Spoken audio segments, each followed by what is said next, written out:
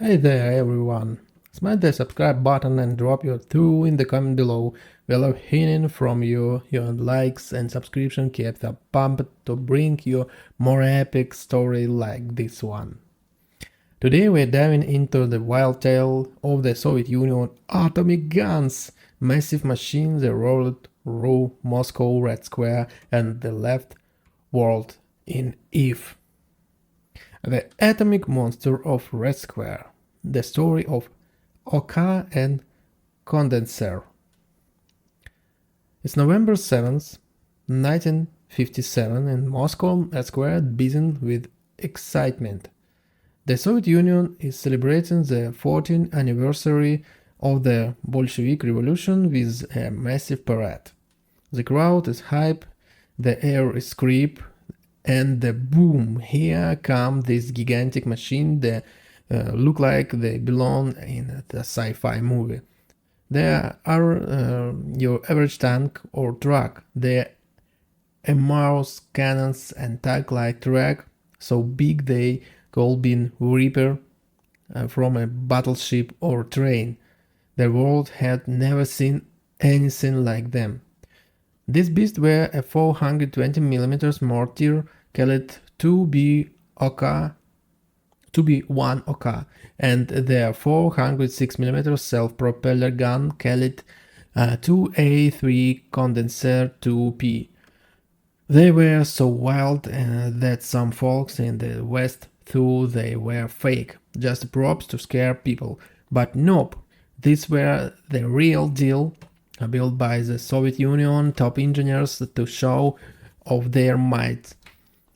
In this story, we are going to unpack why these atomic guns were built, what made them tick, why they didn't last, and what they tell us about the crazy times they came from.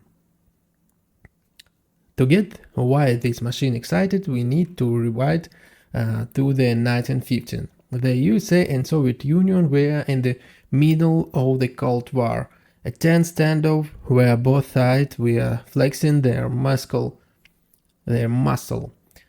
It wasn't just about who had a better economy or a cooler space program, though that was part it. It was about who could build the scary weapon. Nuclear bomb were a big deal, and after the Soviets tested their first one in 1949, the USA knew they weren't messing around. But it wasn't just about city destroy bomb dropping from planes. Both sides wanted smaller nuke from battlefield tactical weapon to take out enemy troops, bases or fortification. In 1951, the USA unveiled a game changer, a 208mm cannon called M65, nicknamed Atomic Annie. This bad boy or girl could fire a 15 kiloton nuclear shell up to 18 miles. Enough power to wipe out a small town or a whole armed division. The USA made 20 of these cannons, and by 1953 they shipped them to West Germany, right on the doorstep of Soviet allies. It was a bold move, and the Soviets were about to let it slide. The Soviets knew they had to answer back, and they didn't just want to copy the USA. They wanted to go bigger, badder and bolder. Their plan? Build gun cannons and could move on their own, carrying nuclear shells to dominate a battlefield. That's where Oka and Condenser come in to offer the wild weapons they were dreaming up. In 1955, Soviet engineers got a mission that would make anyone sweat. They had to design two massive weapons, a mortar and cannon, both capable of firing nuclear shells dozens of miles. Oh, and they had to be mobile, moving across raw terrain on tank-like tracks. That wasn't just a tow job, it was like asking someone to build a skyscraper that could drive. Why not use the exciting gun? like the 280mm mortar they already had. Simple, their scientists could feed a powerful enough nuke into the shell that smell. And the old guns could only shoot about 6 miles, not far enough for a modern battlefield. They needed something totally new, and they went all in.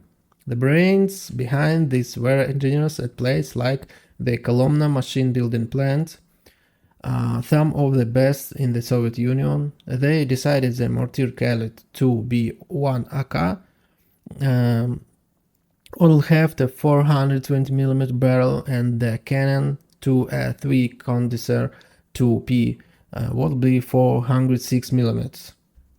These numbers are huge, way bigger than anything the USA had, but building that monster came with some serious headache, as we see.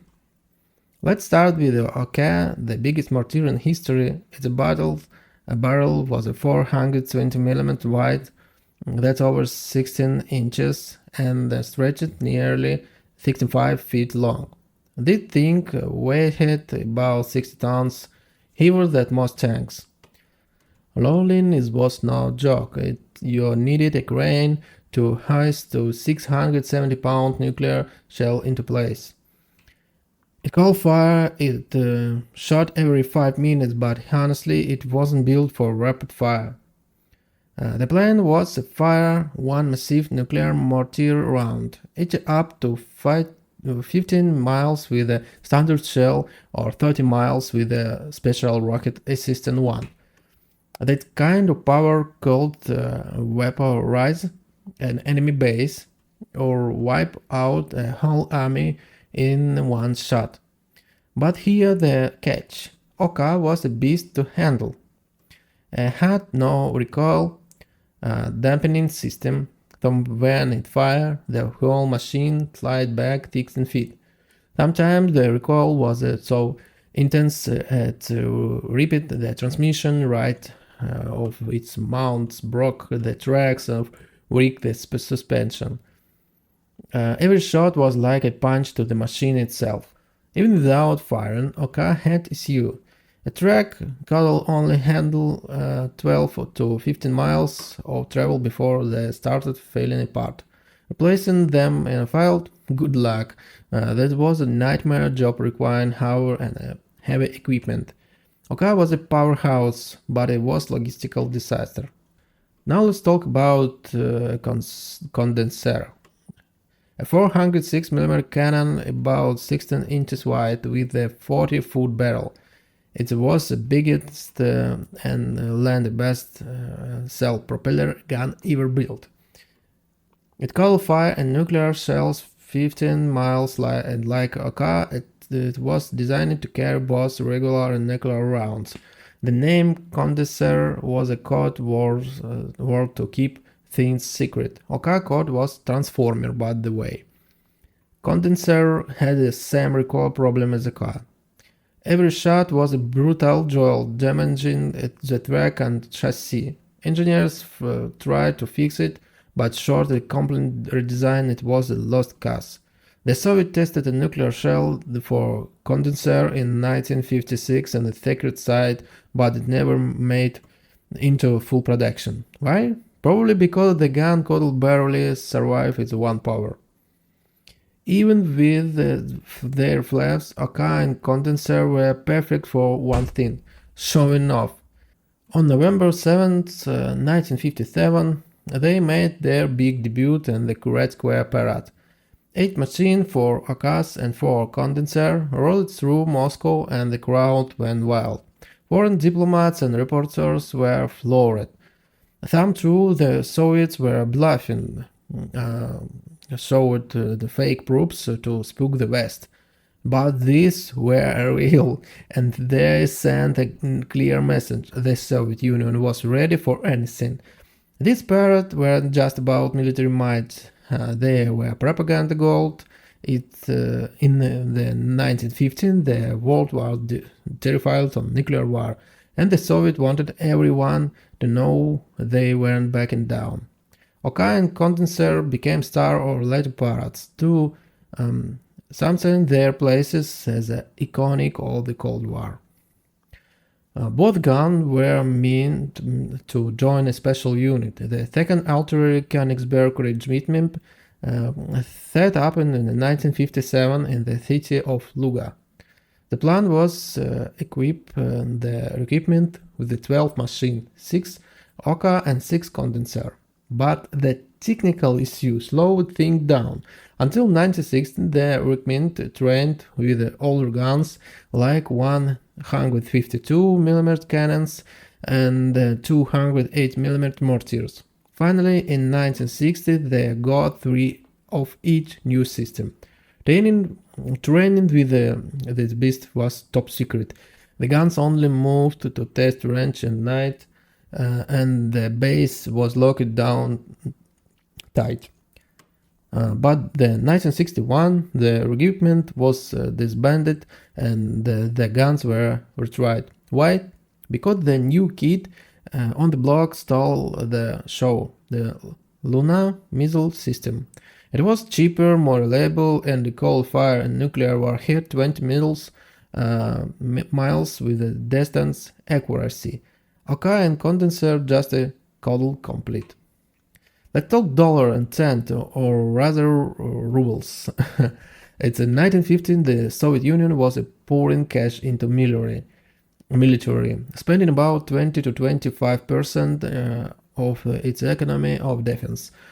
For comparison, the USA was spending 10 to 15%. Building Oka and Condenser wasn't cheap. Design new chassis, crafting massive barrels, and testing nuclear shells cost billions of rubles. Was it worth it? Probably not. The gun never went into mass production and their maintenance was a money pit. Meanwhile, missiles like Luna were one more practical, but in terms of propaganda, these machines were priceless. They showed the world and Soviet could build something bigger and scarier than anything they say had. It boosted morale and home and make the West think twice. By the early in 1916, it was a clear missiles were the future, not giant cannon. But the Soviet didn't give up on tactical nuke.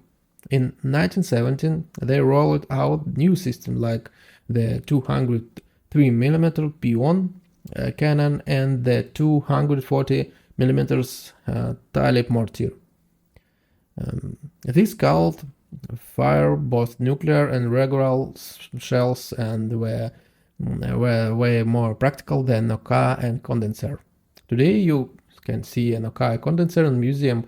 One Oka is the Moscow Armed Forces Museum and the Condenser is the Kapustin Yar Test Range Museum.